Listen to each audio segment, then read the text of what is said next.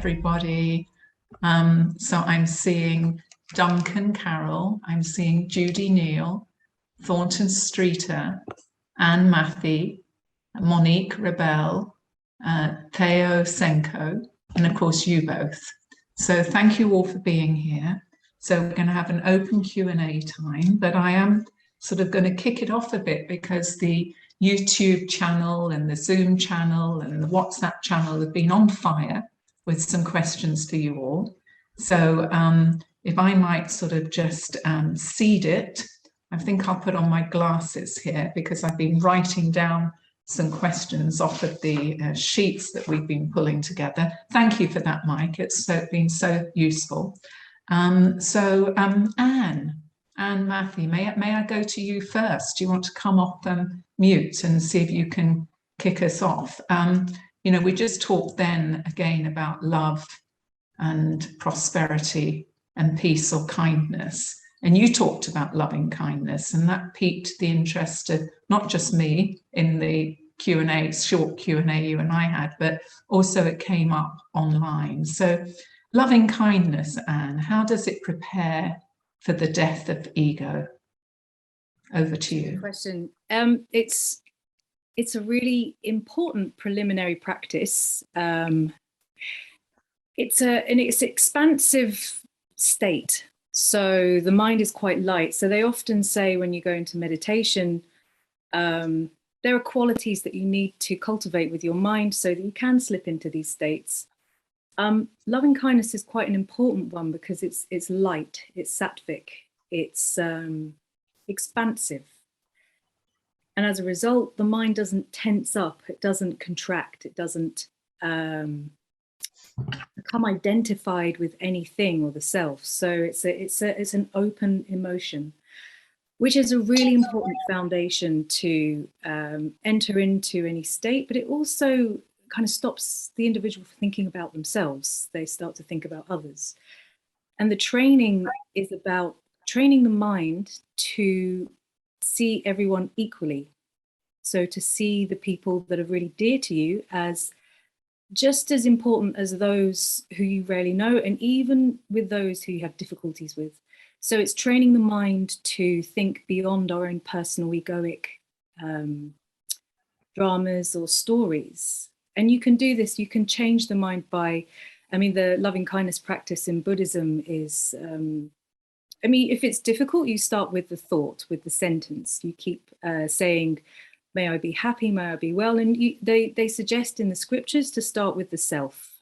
And until you get the love flowing for yourself, then it should naturally spill out to others. But ideally, that starts with the self. So when you can generate a warm feeling for the self, then it's easy to kind of let that spill over onto others. So it's not an egoic thing, it's a caring thing. It's to care for the self will allow parts of your own trauma to dissolve, bring you back into a safe space so you're not acting out of fight or flight anymore. So that's kind of fundamentally why loving kindness is a really important foundational practice. So most Buddhist or yogic or tantric would often start with this as a foundation before any kind of more advanced techniques are taught. Thank you so much, Anne. I've got a good bridge there into you, Monique, so get ready. But I see a hand up. I don't know whether it's Linda's hand or Michael's hand. It's Michael's hand. Michael, do you want to pop in? Yeah, I wanted to chime in there as well, just to kind of support what Anne was saying. You know, I had a very powerful mystical experience when I was about 21 years old. And I've always looked back and tried to sort of determine what were the defining factors or predictors of that experience. And one of the practices that I had adopted quite heavily was the practice of sort of universal love, and meditating on that day in and day out, no matter who I saw, no matter what kind of situation I was in. And it's tough to do that walking in the world. But I do want to say that was an observation of mine. And I do feel it's sort of key in this whole realm of experiences to sort of maintain that. So imagine if we all took on that practice nowadays. Transformative. The world would change. Yeah. Well, we're on the cusp of that. Let's take the steps together. Hashtag collective steps, right? So I'm going to take my steps over the bridge to Monique. Monique, you heard Anne there speaking about training and about the ego often rising through trauma. And you spoke about training the lower chakras and cultivating the top ones. And of course, you also come from a bed of trauma, if you like. Can you speak into that? What do you mean by training lower chakras and cultivating the top ones? Absolutely. So there are two ways in which we can experience spiritual awakenings. One way is what's already known as Kundalini rising. When our consciousness, Kundalini, gets awakened because of whatever reason, it's stimulated towards starting to uncoil. And when it's able to break through those chakras, the lower ones, it clears them up. And that way it's able to move further up into the fourth chakra. As I explained before, in my viewpoint, from my experience and understanding, chakras are the gates to the dimensions of perception. Those dimensions are always there. Therefore, we understand them in the same way. For example, the fourth dimension is the universal love. We can tap into universal love, not necessarily from just having Kundalini going up, but just because our upper chakras can suddenly open up because of different stimulants. For example, if we go to a concert and love the music, our fifth chakra will open up. If we have a situation where our fourth chakra can open up because of whatever it is, maybe going to church, maybe the priest was talking about God's love and we start connecting with it. This is how to cultivate the upper chakras. So first, we don't want to arouse Kundalini before our chakras are trained, the lower ones, and before the upper ones are developed, are cultivated.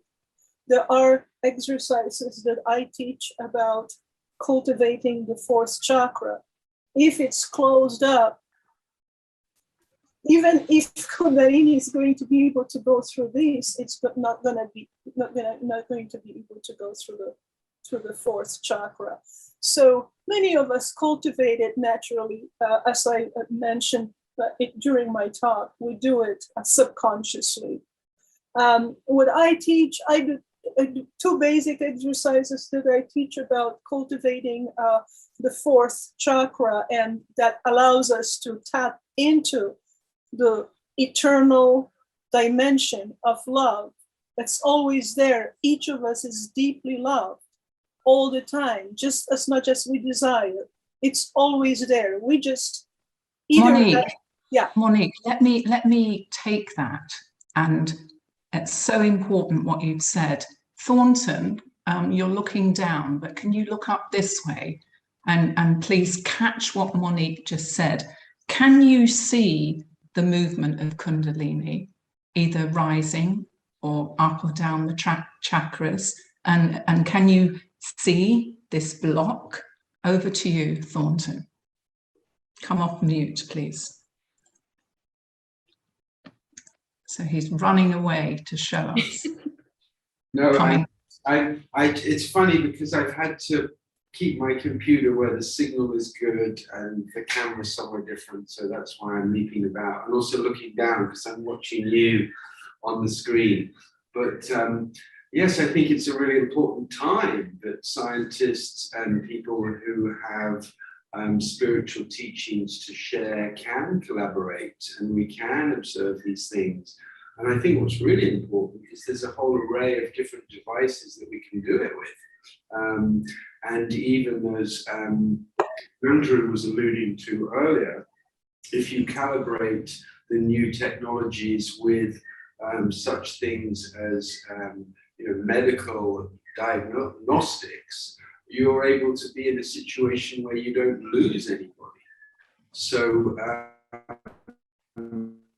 yes, we did a study with the Kundalini Research Foundation, and very specifically, the aim of the research was to track Kundalini, and we emulated a study that had been done decades before at Kaivalya Dam, which is a government-funded institute in India, because we felt that that was an honourable thing to do in reference to the whole Kundalini research program for the decades that we've all been doing. So yes, it is possible. Yes, we can see energy. We don't like to use the word blocked from our perspective. I think I mentioned in my talk that if somebody is leaking energy, we like to say that they're venting, because in the great sort of paradigm of self, that process is happening subconsciously. So we like to give ownership to the individual of all of the facets that we're observing. So to us, blocked energy or energy that's sluggish or congested or pooling in any way, we call that shielding. And again, when group of like-minded individuals come together from different fields, we can hammer out our vocabulary. Yeah, well, that would bring me joy, as you may have guessed, as the wordsmith in me would love that. And I really did love that shielding energy. I wrote that down. So thank you for telling us again, Thornton. And in fact, that sort of makes me think now we ought to take this into the proverbial marketplace. And Judy Neal, could we ask you, particularly on the springboard of Linda, talking about the dark nights of realities in the world, and you talking in your presentation, Judy, about the perfect storm, the trio of the COVID-19, climate change, and indeed leadership. But can we take the bounce of Anne, Monique, and Thornton into organizations and into you working, from an academic base, from a conscious spirituality research line, and then having to articulate this to leaders in organizations of all sorts. So how do you articulate from strategy to spirituality in these times when the perfect storm is whipping up around us? Judy, over to you. Well, thank you so much, Susan, and everyone. I don't have a strategy for bringing this into organizations. Strategy is linear, and I think we're in a time of emergence. And so I don't willfully try to make something happen. Instead, I think there's more of a power in naming what is happening and telling the positive stories about the consciousness, about the Kundalini rising globally, rather than sitting back and having a linear plan of first we'll do this, then we'll do that, and then that will be the leverage that makes something else happen. It's a process of co-creating with the emergence that's part of our evolution. And so academically, I try to write up stories of conscious organizations and conscious leaders, and tell those stories whenever I have the opportunity to talk about them, and to actually have those leaders or representatives from those organizations tell their own story, because that's much more credible than if I tell it. And I love to bring those conscious leaders together and those conscious businesses together so that they share with each other, because that encourages them. And I know you love the word encourage because it's based on, Susan, the word le cœur in French, the heart. So we're encouraging, we're giving heart to those things that the leaders see and feel and are called to bring into the world. So it's building community and providing resources and creating invitations. But I honestly don't have a strategy, and I don't believe in it. And I know your marriage of strategy and spirit. So it'll be interesting for you and I to talk more about how that vocabulary actually does get married to each other. Because I'm more on the spirit side of trusting the evolution. Yeah, absolutely. What an exciting conversation. Just to say that sort of everything there speaks to me very much. But of course, we do have to speak to business leaders who are thinking a little bit strategically at times. But I loved what you said about storytelling and how to really try and get the rich picture into a fluid and more feminine, I suppose, flow, a more yin flow than the linear structured yang flow.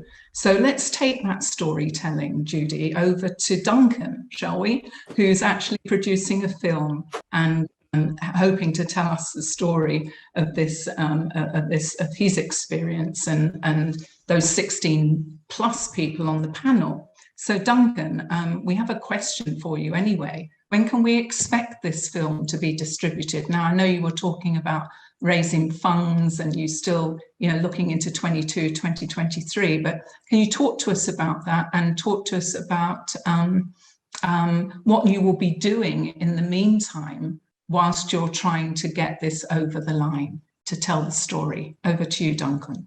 Sure. So I think the plan is to do a heavy fundraising push between now and next June. We've got a lot of donors, a small handful that put in the original sort of seed amount, and we're hoping that they'll be able to match their previous contribution now that they've seen, the people that first funded this film, they funded it where it was just me and Josh Eisenberg saying, hey, we've got this cool idea, and there was really nothing but that. And now we've got, we've got much more to show at this point. And so that's my focus between now and June of next year. And what I'll be doing in that time is working with well, I would be working with our editor, but we're out of budget. So I'll be cutting up the footage that we've shot over the last, it's been over 3 years. There's a ton of footage. And so going through and just doing sort of boring work of cutting that up and transcribing it if necessary, and trying to stitch it into something resembling a story. But it's always, going back to stories, I think it's always this, it's people that people respond to in stories. We've got this cool sort of science project approach that we're doing, but at the end of the day, people they resonate with the stories of others and see themselves in the characters. And so what we're trying to do is have a wide range of characters and a wide range of stories, so that people can see, hopefully say, oh yeah, that I resonate with that. That's something I can relate to, and it helps them absorb the information and care about it.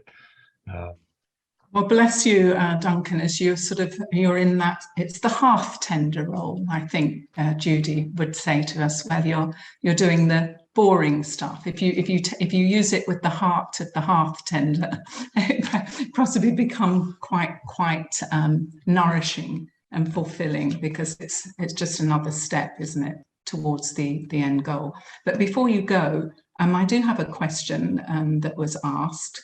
The symbols that you showed us on the wheel, or this fan, the colourful fan, were they the actual symbols that you saw? No, they weren't. I had a really hard time finding something that looked similar to them, or to the ones I actually saw. The ones I actually saw, I just wouldn't be able to reproduce them.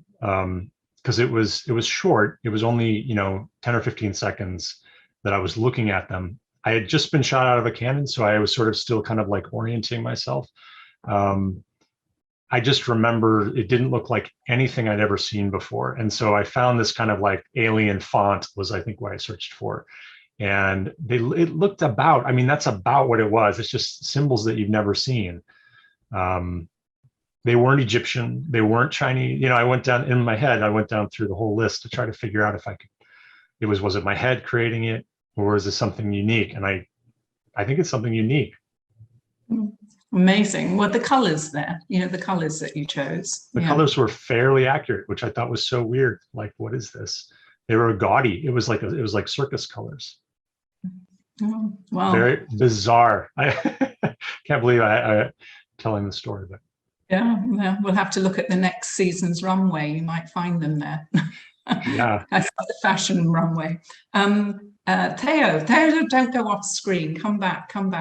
Theo, and there you are. I felt that like symbols and colors and practices and breath and tingles would be a good bridge for you to bring us in there. If you were, I mean, this is an awkward question really, but if you were storytelling somatic experiences, can you storytell now in a couple of minutes something? Can I bring you through a somatic experience via storytelling, or use storytelling to actually invite you into a somatic Either way, experience? just using storytelling, whichever way, just to bridge from film work into somatic experience, which, like the symbols, you know, are just not clear from what Duncan saw. So again, we might not be able to identify exactly what we're experiencing, whether it's through breath or other somatic embodied experience. Anyway, whatever comes to you, it's an open question. Well, just in terms of being able to convey things that may be outside of somebody's immediate experience, but are linked to past experiences they've had or things that they've witnessed and can be brought into their state of normalcy. One of the big things that tends to bring Kundalini up is pelvic and belly breathing, meaning the actual movement of the abdomen and the pelvis along with the rib cage when one is breathing tends to induce movement in the pelvis, a energetic movement from the pelvis upwards. And if that's immediately sounding kind of foreign to people, one of the easiest ways, storytelling wise, to bring them into an awareness of that is babies breathe this way. And if you've ever held a baby in your arms, especially if you've cradled it with the head in the crook of your elbow and the hand under the diaper, you can actually feel the stomach, the lower back, and the pelvis expanding and contracting with the breath. And you'll notice that it moves every bit as much, if not more, than the chest itself.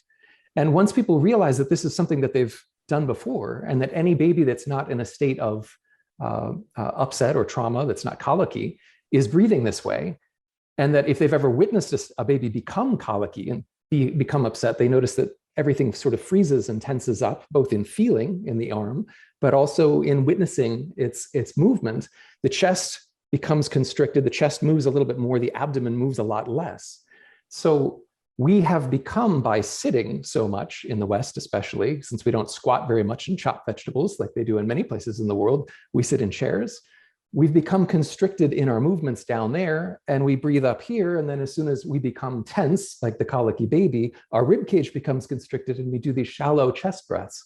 But one of the biggest things that can induce the initial movements of both proprioceptive and kinesthetic sensation in the body is to actually go back into a baby's breath, which may take a little bit of working to be able to do that again, to be loose enough and relaxed enough to be able to go into that.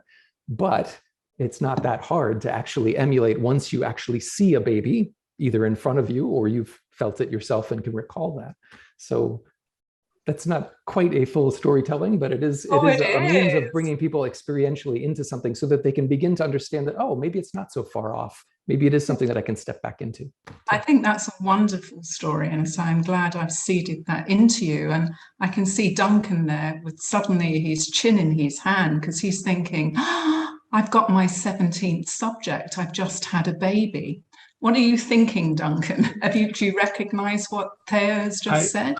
Yeah, oh yeah, big time. I was thinking about that, how I noticed that in my child, and then also that how that when I started to feel my chakras when I would meditate, and how it was connected instantly to my breathing.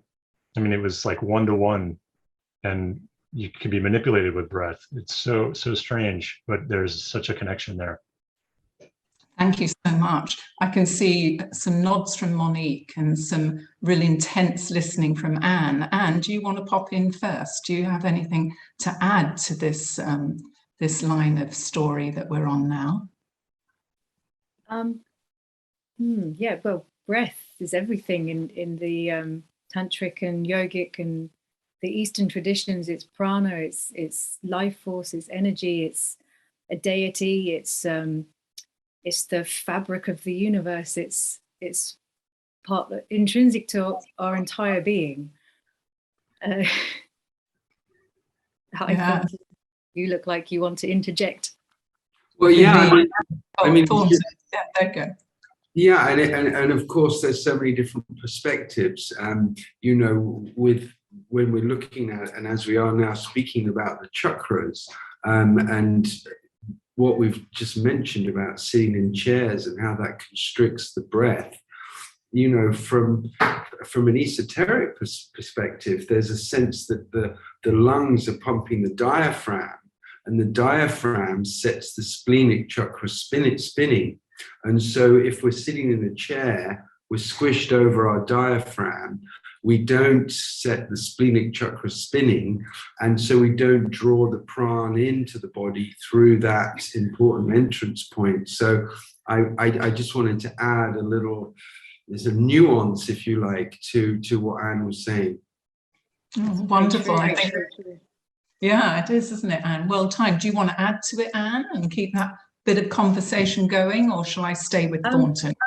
Well, that's, I mean, it's you know, that's totally ties into what does the scriptures say about where we get our solar energy from. That's where we get our life force, our vitality. It's as if so Kundalini herself is fed by solar energy, and that happens in, like you say, the splenic chakra. That's a really important part of our energetic system in a subtle etheric sense. But as far as the breath on a physical sense, I did some holotropic breath work once, and that was wild. Just the intense, constant breathing, really drawing in oxygen deep into the body, triggered some really crazy things. Just, yeah, I think maybe just every cell filling with oxygen can just blast you out into space. It's quite extraordinary, and you know, really kind of cleansing, physically cleansing as well. We kind of forget just that simple thing is so important to every faculty in our being. Isn't it just? I don't know, yes, breath, that's really saying a lot to me. And I'm wondering, Judy, if we could take that over to you, because we did mention earlier that among other things, of course, you're a musician and a singer and a songwriter, and I'm imagining that breath must be so important to you there, not, you know, from going into moments of concentration to be creative, and right the way through the process of being ready to go out on platform and perform. I don't know, take it whichever way you'd like to take it, Judy. Over to you. Thank you. Well, the first thing that I'd like to share is that I had a long time meditation and yoga practice, but never could see the practical application of it until one day at work, I was invited to a meeting that I didn't normally attend of the company's leaders, and there was something I was supposed to learn and report there, which I did. And then when I started to leave the meeting, the president, who was a 6'6" big, tall guy, stood at the door and blocked the door and said, "Why were you at this meeting?" And my amygdala immediately got hooked, and I went into fear and froze. And I remembered my breathing. And so I just took a deep breath and I grounded, and I was given the words to say. And as I spoke, his arms go down, he got gentle, and he said, "Oh, okay." And that was like on a most practical application of being in a pretty difficult workplace, in a work situation, and seeing it transform energetically. So, but in terms of music, I was diagnosed 6 years ago with chronic obstructive pulmonary disease. And one of the first things I learned was singing is a healing practice for a disease like that. And that I have no symptoms now. And the thing that I love about the energy of singing is that if I am really breathing and getting that cycle of breath and oxygen and wholeness going when I sing, if I'm singing with an audience, they resonate, they tune in. And much of my music is spiritual and shamanic, and I can take people with me to higher levels of vibration and consciousness through music. And I disappear, and we're on that journey together. And that is a great reason to be alive. Wow, thank you, Judy. There's lots of nods and bows in the room today. So I'm going to go to Monique, because I was going to come to you before, and then the conversation generated. So now it's background to you, Monique. I saw you smile then and lean into the camera. What have you got to share? You're just on mute. I can help take you off, I think. Monique, let's get you off of mute. One second. Thank you. Well, when I was listening to Judy talking about how music, how singing was healing her, reminded me of times a long time ago in 1981. And I write about that in my book. When I didn't know, of course, anything about anything, I was 23 years old. And I was very sick. I was an artist, and I had some important meeting coming up.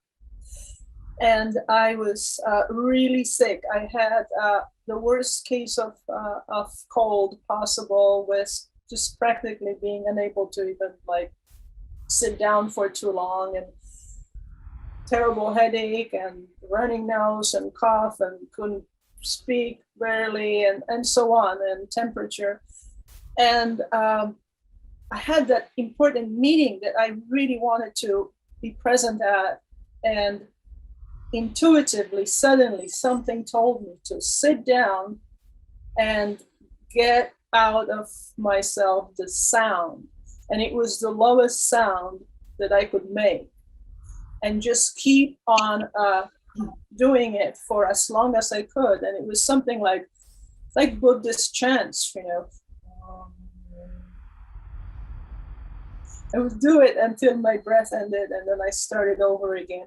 And I did it as long as I could for about 40 minutes or so.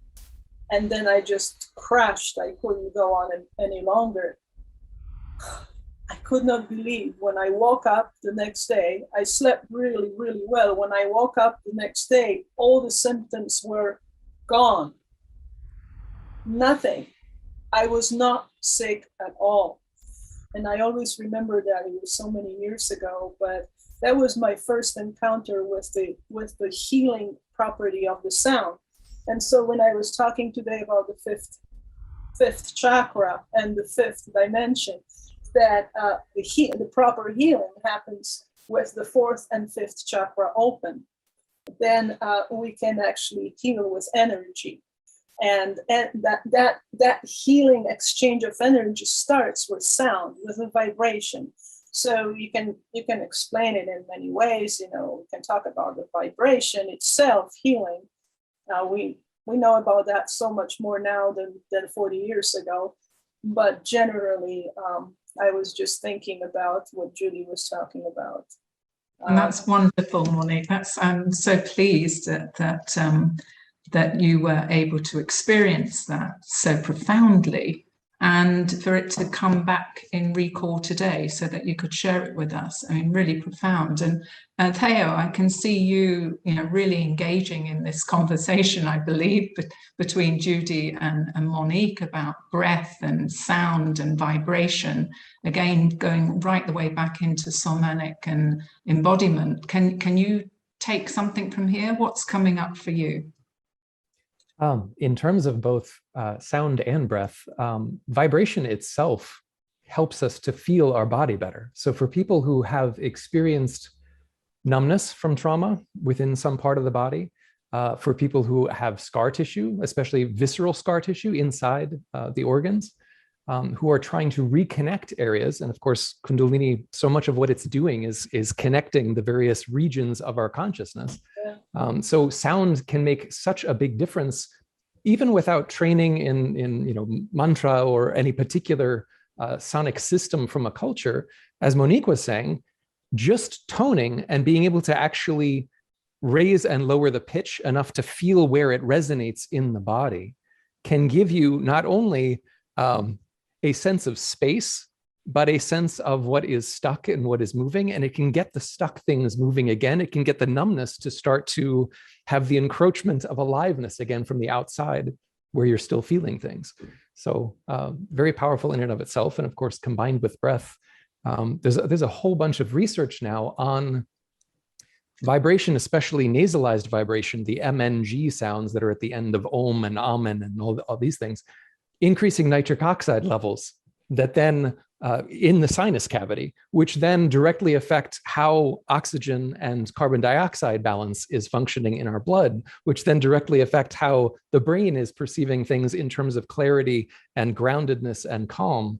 So everything that has been done in all of these traditions for so long, Gregorian chants and chanting mantra and singing mantra, etc., is being validated by the science of the day, which is wonderful. So outstanding. We'll have to grab some of these references and researches, Michael and Linda, for the library. Yes, of course it will. Thornton, your little assistant has gone away. I was going to say hi to her, but she's busy, is she? She's gone away. So Thornton's going. Can you come off mute? Go on, click over there. Go and there you go. Sienna. Hey, there she's coming. I've been multitasking. I've managed to cook dinner whilst we've been doing this conference, and of course listening to everyone. And so now she's really hungry. She wants to eat. She needs to be fed. Well, let's get her on to say hi in a tick, but let's also ask you a question that came on the Google chat. Why can some auras and or biofields be seen and others not? Does that make sense, that question? Yeah, well, I mean, I think essentially it depends who's doing the seeing, but fundamentally, seeing the aura is an expensive thing to do. It's much easier to record something with a little tape recorder than it is to video something with a video camera. So when I say expensive, I don't mean in terms of cost, I mean in terms of skill sets. But fundamentally, the biofields and its wellness, its level of optimization is 100% linked to its brightness. So one could argue that some people's biofields or auras, I think they're interchangeable words, everybody, and artists told, perhaps they weren't clairvoyant, perhaps they were able to draw these coronas and halos and auras that seem to be around certain people. So, going into it scientifically now, we can track and measure all of the different aspects of the biofield and predict things that aren't even physical. So I think the applications of studying and observing the amplitude and brightness of the biofield is the future, and I think we'll be doing that more than we'll be perhaps monitoring other things as we head into that kind of awareness. Well, that's answers lots of things for me, but it also helps us go into the next question, because you just used the word predict. So I'm going to go to you, Anne, if I might, but Judy, I may come back to you as well, because predicting the future, or indeed we had a question for you, Anne, is there any texts that are future sensing, and that said, you know, and that sort of gives us an idea of what may be happening next? And the reason why I'll bring you in, Judy, is because Judy's Edgewalker skills, the first one is sensing the future.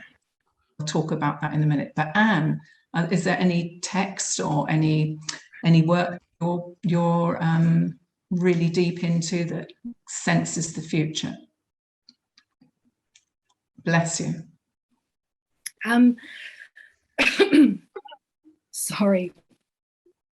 That's all right. Take a swig. Are you all right? Yeah, I'm back. Yeah, there's quite a few, depending on the length of time. The Puranas, which are quite old, they talk about time as in the scale of the universe. So we're looking at really like the yugas. So and it looks at the concept of time as well, the Puranas. Something that comes to mind is in terms of sort of social development, definitely the Kala Chakra Tantra. That's kind of a collection of all of the teachings of Buddhism, yoga, Tantra, and it's congealed into the Kala Chakra Tantra, which is a Vajrayana Buddhist mandala, which is a map of the mind and the universe and our society, our social structures as well. This is said to come from Shambhala, so not of earth.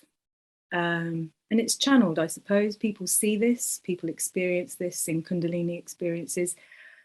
It's it works with the subtle body, it works with the changing subtle body as humans evolve and develop. So the idea is that our subtle body system is going through a transformation, is an evolution over time, over a long time.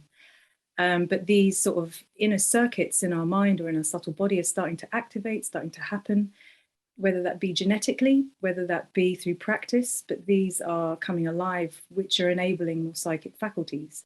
So yeah, the Kala Chakra Tantra definitely talks about this. They talk about social structures as well. I mean, it's Buddhist, so it's very socialist in comparison to the class structures that were around in India at the time. So it's kind of refuting these class systems and seeing all humans as equal.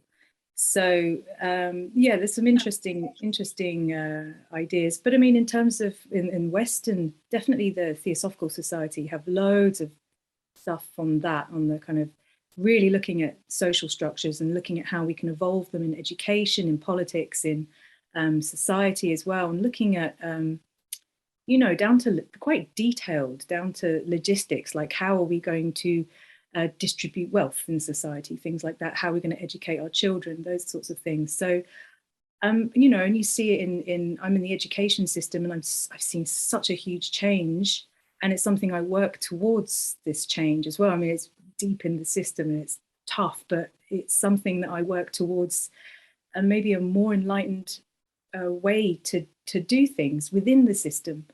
So yes, this is certainly something which is, I would say, maybe like a seed in the Kala Chakra system, a seed in ourselves. When you awaken Kundalini, a lot of the people have these visions, motivated to serve people in a social context. So yeah, I mean, it certainly reflects on what the Kala Chakras says in terms of what people are experiencing with their Kundalini awakenings or insights and things like that. Wonderful. Well, we've spoken a lot about how words matter and storytelling matters, but of course, colour has a whole language of its own, doesn't it? So yeah, it really has a lot to say. Judy, could you pick it up from here, the seed that Anne just sowed, and maybe within that sensing the future that you have as the first Edgewalker skill. Over to you, Judy. Yeah, thank you, Susan, and thank you, Anne. That perspective over tens of thousands of centuries is pretty profound when we think about the ancient texts and looking forward to how humanity and life and the universe evolves. My perspective was much narrower when I was interviewing the Edgewalkers, the business leaders who integrate their spiritual life and their life as leaders into the corporate world. So, you know, very much more focused in. And what I found is that they had three ways of sensing the future. And in business, it's really important to have a sense of what the future is going to bring in order to be successful. And the most common way was what I call the traditional linear prediction model, where you look at the past and you predict the future from some trajectory that the past is on and moving directly into the future. And most business leaders take that, but not the Edgewalker business leaders. The Edgewalker business leaders quite often use the second pathway to sensing the future, which is intuition. And it comes from their spiritual practices. As Anne was talking about, when you have these experiences, there are knowings that come with it. And so that they're guided by their sense of nonlinear ways of knowing. The third way, which I don't see as often, but I do find some very exciting examples, is called co-creation with the universe. And that is knowing that everything's energy and that thoughts are energy and that thoughts can be materialized with enough sense of focus and intention.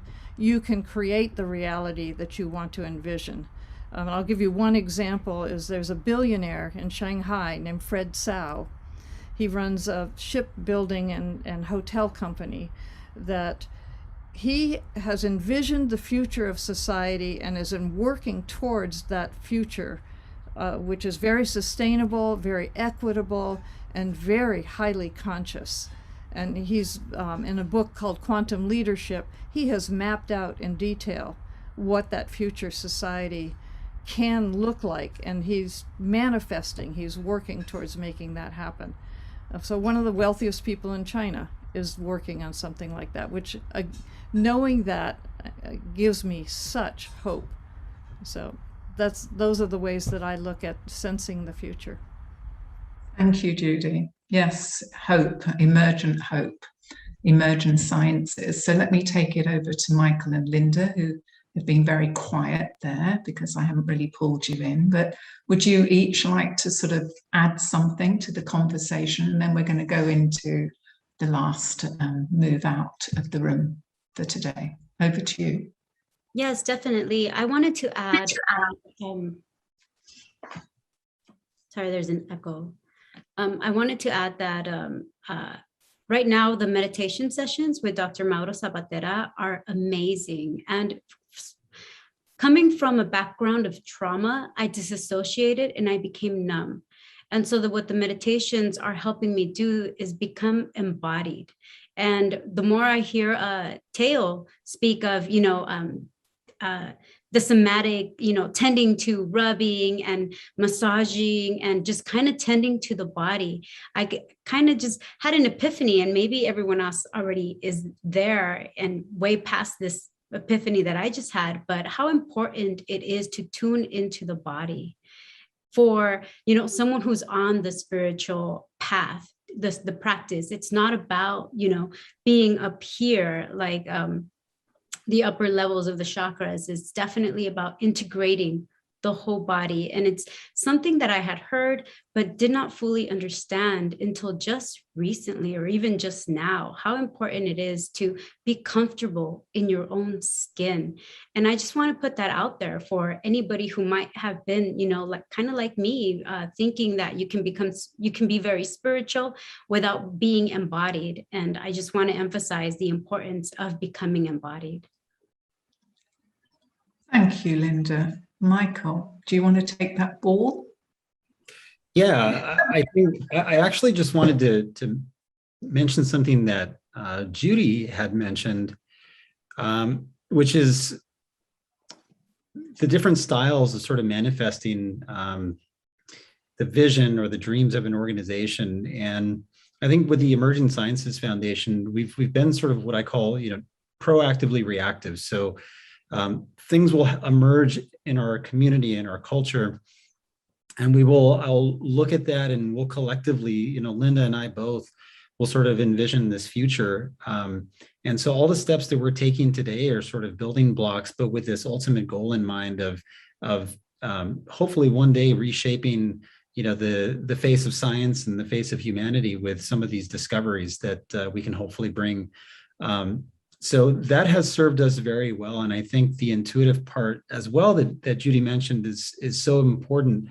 And it's very nonlinear, the way that we've gone about this process. And I would attribute a lot of it to Linda's sort of heart-based approach to really deeply understanding the people in our community, their needs, and then sort of shipping that over to me and saying, okay, here's what we need to build. And then me going to work to kind of actualize those things, which I'm totally fine with. And I enjoy being of service most of all. So just wanted to say that. And I saw Monique, you had your hand up as well.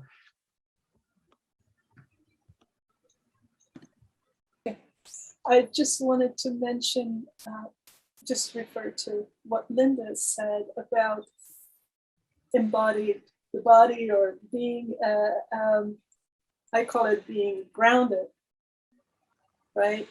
And so in my experience, when our consciousness goes all the way through and exits through the top of the head, it doesn't just go out there.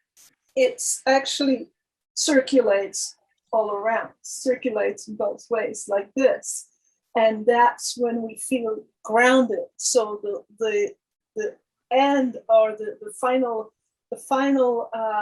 part of that whole process is the sense of being grounded.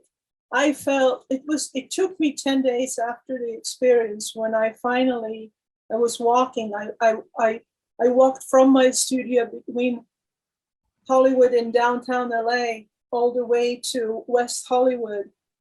And I was standing on La Cienega Boulevard. And I suddenly realized that here I am, I'm grounded, I landed. And if you know that one of the statues of Buddha, Sakyamuni Buddha, when he's sitting, his legs crossed, and he's touching with one hand the earth. This is the symbol of being grounded. The enlightenment is coming down to the ground. We're bringing it down to earth. That's all I wanted to mention. Thank you, Monique. That's lovely. Well, look, we'll stay with you because I'm just going to go to all of you for a goodbye. So a quick goodbye, but by offering us a reference, a book, or something that our listeners and viewers could read. What's your favorite book in all of this, Monique? And it can be yours. My book, or a book about that kind of stuff, you mean? Yeah, your favorite go-to book that keeps you grounded, that's on your path to consciousness and spirituality. I think it would be, if I ever go back to kind of connect with someone about the process, it would be the dialogues with Ramana Maharshi. That's a transcript of dialogues with him in the years 1934-38. So sometimes I go back to that and thank you so much. Yeah. Thank you. Yeah, thank you so much. I mean, a lot of what we've been saying today, particularly your wonderful presentation, Anne, is looking at the past. With and of course your book too, yes, is absolutely transcendent. Introduce the dimensions of perception, yes. Yeah, Thank you. No, bless you, and your new book as well. Thank you. But yes, a lot of what we've done is honor the past. And of course, Anne, you went back centuries and centuries. And not so long ago, we were in conversation with Dr. Elizabeth Sartoris, evolution biologist and futurist, who was going to join us today but wasn't able. But Dr. Elizabeth, who's in her early 80s now, said to us during a conversation recently that to be an evolution biologist and a futurist, she also has to be a pastist, a P-A-S-T-I-S-T, a pastist. So I'm going to put that over to you, Anne, and ask you this, a pastist, yeah, ask you the same question. Is there a good book that you could, or something that you could send us all to that you haven't yet mentioned today? Over to you. Oh, gosh. I haven't read a novel in a long time. I'm always looking at articles or scriptures or things like that. I can't, nothing comes to mind. A good book. I really love listening to podcasts these days. And there's just so many great ones out there. I love Guru Viking, that really great interviews, and Buddha at the Gas Pump. Really good ones there, and some really interesting ones with Joe Rogan as well. I mean, there's some really great stuff, long form conversation, and people really getting into conversation and unpacking things, you know, and with their expertise and with their humanness. And I've been really enjoying that recently. And yeah, it's just when you're busy, it's just stuff that you can just absorb whilst you're getting on with things. So that's wonderful. Yeah. You're right on the being decisively human in the digital world, Moni, aren't you? I mean, I don't know if any of you are listening into Clubhouse, but that's all about audio conversations and presentations. Anybody gone on to Clubhouse? Not yet, no. Outstanding. So there's amazing conversations, audio only, going on all through the day. So I think you need to be invited on, but if you want to go, I can invite you on. So thank you, Anne. And you're right, podcasts and audio. And Thornton, what about you? Anything you could guide us to? Well, I mean, I've had a few minutes to think about it now. So I did mention one book randomly in my talk earlier. So I think I'm going to choose that, because although it's not my favorite book of all time, it certainly was a really important kind of tool for me in this Kundalini journey. And it's a really impressive document. So yeah, Christopher Hill's Nuclear Evolution. I think the subtitle is Journey into, oh my God, I've got it wrong. It's definitely Nuclear Evolution, Christopher Hill's. Maybe someone could Google it quickly and Journey into the Rainbow Body or something. It's kind of quite woo-woo, but Christopher Hill's himself is a genius. Well, Monique's going to enjoy that if it's about rainbow, because it's the rainbow that really led her into this beautiful space that she is now. So thank you for that, Thornton. Duncan, our filmmaker and storyteller, what about you? What prose, book, audio, podcast is your go-to? Well, I'll give you a book. This is going to be a little against the grain, but what I've seen over the last 2 years with people in spiritual culture, kind of working against science often is, I see that. And so I'll say that one of my favorite books about science is by Carl Sagan, and it's called The Demon Haunted World. Science as a Candle in the Dark. And it's just about science as a tool for understanding. It's very heavily on the kind of like materialist side of things. So you have to view it, from the proper context, but it's a good reminder of like why science exists and what it's good for, especially when it's like you're having a spiritual awakening and you're feeling like there's all these new possibilities, but at the same time, you have to like temper that with, discernment and and your intuition might say something, but there's also, reality, and those two don't always, so often they do mesh, but sometimes they don't. And so I try to remind myself of that. Oh, wonderful. And a reminder of why, legacy or traditional science exists and why emerging sciences are so crucial. So thank you. Theo, what about you? Have you got something to suggest to us? Rather than a single work, I would double down on things that both Anne and Duncan said, in that long form conversations provide more context than short little vignettes or aphorisms or memes, especially. And so many people, especially in the younger generations, are currently learning spirituality from memetics, really, from memes on Facebook and TikTok and everything else, that it's so important to actually read and listen deeply and widely, and look for not just the context provided within the work, within the book or within the audio, but actually read about the book. Who was the author? Where did they sit in history? What were the cultural and governmental influences on them as they were writing? So that you get some sense of how these pieces fit together.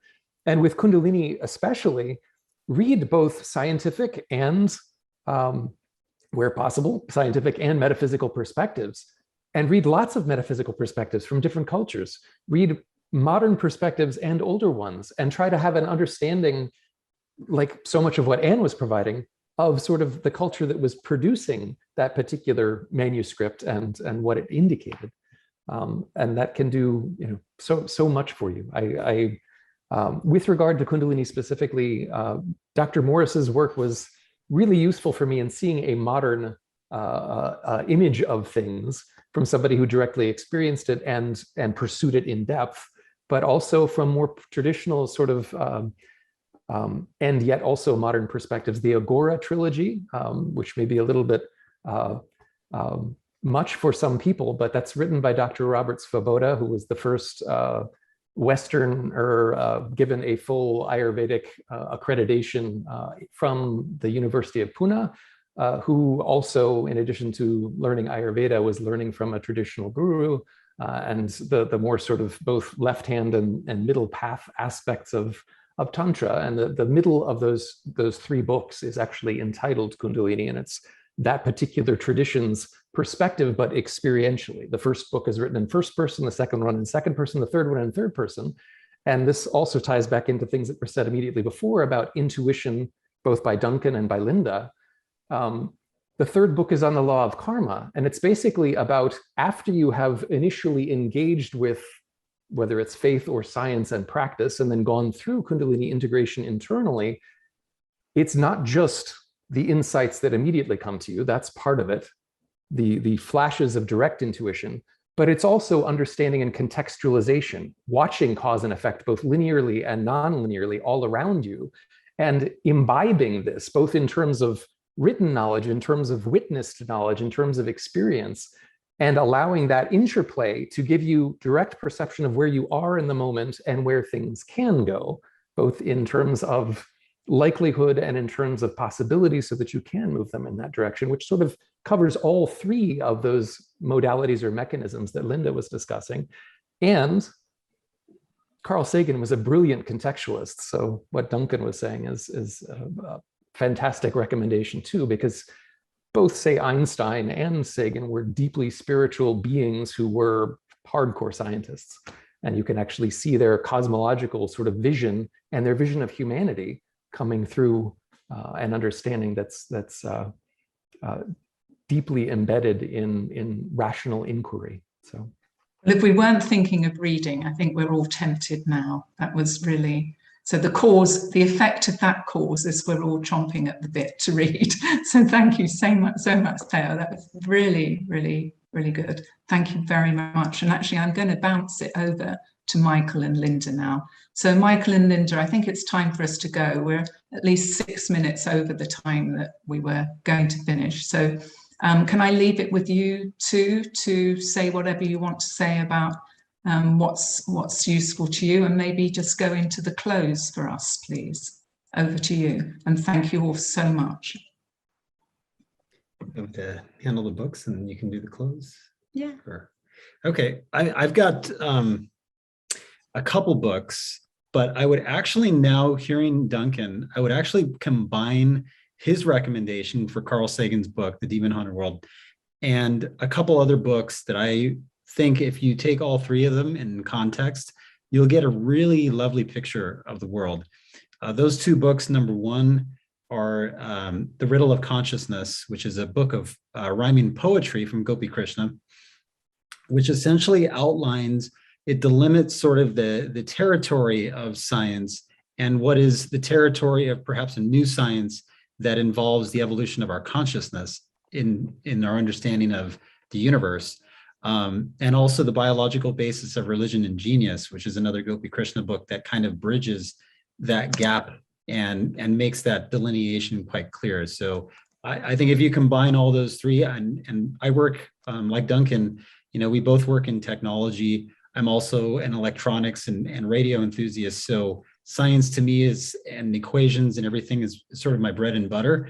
But at the same time, there's a whole universe out there that requires sort of different tools, different sort of paradigm for us. And so I would just encourage everybody to exercise both sides of your brain, both sides of who we are, both the linear and nonlinear, and harmonize and balance those, because that I feel is what's going to be required for us to move all of this work forward. We can't be to one side or the other. With that, I will hand it off to Linda for the closing. But I also want to suggest a book. Absolutely. It's also Gopi Krishna. It's The Way to Self-Knowledge. And I love this book because when I read it, it kind of, it also is in prose, right? Is that what you called it? Rhyming prose. And so what it is it taught me a lot of what I already gained awareness of. So it's kind of like just, it was at least for me, like, oh, like this is why I feel this way. This is why these things, to me, it makes a lot of sense. So it's kind of also, it feels like there are little laws of our human nature, I guess. He covers our human nature laws in this book and how we need to follow them and why we would need to follow them. So it's really interesting, being of service and devoting ourselves to what he calls God, or the divine or source or creator. And I really, really just like that book. It helps me ground. And so now for closing, I want to thank all of you sincerely with the bottom of my heart, and Michael's too, and all of us who stood so long or didn't, came back in and out. But just please, audience, you're watching, support them, support us. It doesn't matter. It's all the same. But mainly just work on yourself. Self-transformation is what we need. Ground, embody, become fully aware of where we are now as a humanity, become united, stop being so divided, and learn to love yourself first, and then the world will come next. And I don't want to preach, but I just want to thank all of you very, very much. And reach out if you need anything, contact ESF at emergingsciences.org, and we are here to be at service. Thank you, Susan, so much for an amazing job. Susan, you are a rock star. Thank you, all of you as well. Yes. Amazing conference this year. Really appreciate it. Yes, thank you all very, very much. Great to be here. Thank you too. Thank you all. Whoop, whoop. You did so well. Bless you. Oh.